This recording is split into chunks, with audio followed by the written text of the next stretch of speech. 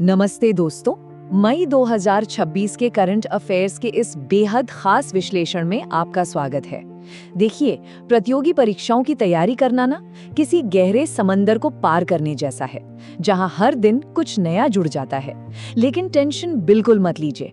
ये जो हमारी आज की स्टडी गाइड है, इसे खास तौर पे डिजाइन ही इसलिए किया गया है ताकि आप मई 2026 की सबसे जरूरी घटनाओं पर अपनी पक्की पकड़ बना सकें। तो बिना किसी देरी के सीधा काम की बातों पर आते हैं और सिर्फ उन्हीं तथ्यों पर फोकस करते हैं जो आपके एग्जाम के नजरिए से सबसे ज्यादा मायने रखते हैं। आज की हमारी चर्चा मुख्य रूप से 3 हिस्सों में बंटी है। पहला, अर्थव्यवस्था और सरकारी नीतियां। दूसरा, साइंस और टेक्नोलॉजी के लेटेस्ट अपडेट्स। और आखिर में अवार्ड्स, स्पोर्ट्स और कुछ नई खोजों पर एक क्विक नजर डालेंगे। तो चलिए सबसे पहले बात करते हैं हमारी अर्थव्यवस्था और सरकारी नीतियों की, जहां कुछ ऐसे आंकड़े सामने आए हैं जिन्हें आपको बिल्कुल रट लेना चाहिए। जरा इस नंबर पे गौर कीजिए, 2,86,588.46 करोड़ रुपए। ये कोई मामूली रकम नहीं है, बल्कि एक ऐतिहासिक आंकड़ा है। 22 मई 2026 को रिजर्व बैंक ऑफ इंडिया ने अकाउंटिंग ईयर 2025-26 के लिए केंद्र सरकार को लाभांश यानी डिविडेंड के रूप में इसी रिकॉर्ड अमाउंट को मंजूरी दी है। और मजे की बात बताऊं, ये रकम मार्केट की उम्मीदों से लगभग 2 गुनी है। सच में ये हमारे देश की इकोनॉमी और सरकार की खर्च करने की विशाल क्षमता का एक बहुत बड़ा इंडिकेटर है। मानकर चलिए कि इकोनॉमी के सेक्शन में ये सवाल आपको अपने क्वेश्चन पेपर में देखने को मिल सकता है। और सरकारी खर्च की बात चली रही है तो इस अगले नंबर को भी अपने नोट्स में हाईलाइट कर लीजिए, 11,040 करोड़ रुपए। ये जो स्पेसिफिक बजट है ना, ये national mission on edible oils, oil palm यानी NMEO-OP के लिए रखा गया है।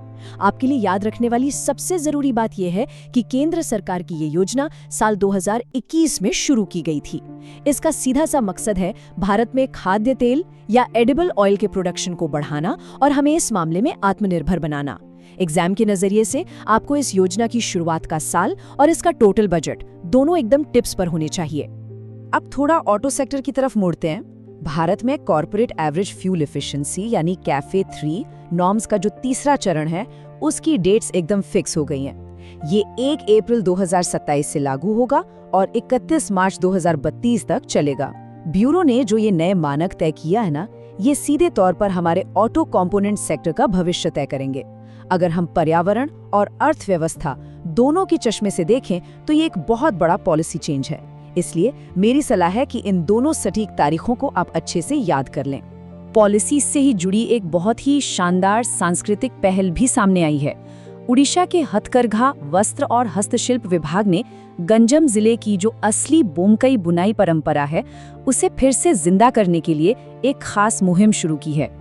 ये उन चीजों को बचाने का एक बहुत बड़ा कदम है जो शायद धीरे धीरे लुप्त हो रही हैं। अब आप जानते हैं कि आर्ट एंड कल्चर वाले सेक्शन में अक्सर ऐसे ही स्पेसिफिक रीजनल एफर्ट्स के बारे में सीधा सवाल पूछ लिया जाता है, खासकर इस तरह के जिलों का नाम, जैसे यहाँ पर आपको गंजम जिला याद रखना है। चलिए अब हमारी इस चर्चा के दूसरे हिस्से की तरफ बढ़ते हैं, साइंस और टेक्नोलॉजी। और यहाँ सारा फोकस है चांद पर उठाए जा रहे नए कदमों पर। स्पेस सेक्टर में ना 2 बहुत बड़े डेवलपमेंट हुए हैं और अगर हम इन्हें आमने सामने रखकर देखें तो कोई कंफ्यूजन नहीं होगा। देखिए, एक तरफ हमारे पास एक इंटरनेशनल रिसर्च है जो अप्रैल 2026 में एस्ट्रोडायनामिक्स जर्नल में पब्लिश हुई है। ये रिसर्च पृथ्वी से चांद तक जाने वाले एक ऐसे रास्ते या ट्रेजेक्ट्री की बात करती है जिससे स्पेसक्राफ्ट का काफी सारा फ्यूल बचाया जा सकता है। वहीं दूसरी तरफ हमारे पास चीन का चांगई 7 लूनर एक्सप्लोरेशन मिशन है। इसे 2026 के दूसरे हाफ में लॉन्च करने की तैयारी है और इसका टारगेट एकदम क्लियर है, चांद के दक्षिणी ध्रुव पर जाकर वहां के पर्यावरण और संसाधनों का सर्वे करना। तो बात दोनों जगह चांद की ही हो रही है, लेकिन एक फ्यूल बचाने वाली ऑर्बिटल रिसर्च है और दूसरा एक देश का स्पेसिफिक रिसोर्स मिशन है। दोनों का फर्क एकदम साफ रखिएगा। अब आते हैं अपने आखिरी सेक्शन पर। ये एक तरह का रैपिड फायर राउंड अप होने वाला है जिसमें हम अवार्ड्स, स्पोर्ट्स और कुछ नई डिस्कवरीज को फटाफट कवर करेंगे। आइए इन सारे अलग अलग लेकिन जरूरी फैक्ट्स की एक क्विक चीट शीट बना लेते हैं। सबसे पहले इंडियन आर्मी की ऑफिसर मेजर अभिलाषा बराक का नाम नोट कर लीजिए। इन्हें 2025 के लिए UN military gender advocate of the year award से नवाजा गया है। बहुत बड़ी बात है। इसके बाद स्पोर्ट्स की एक अहम खबर है। 22 मई 2026 को दिल्ली हाईकोर्ट ने एक बड़ा फैसला सुनाते हुए ओलंपियन रेसलर विनेश फोगाट को एशियन गेम्स 2026 के सिलेक्शन ट्रायल्स में हिस्सा लेने की परमिशन दे दी है।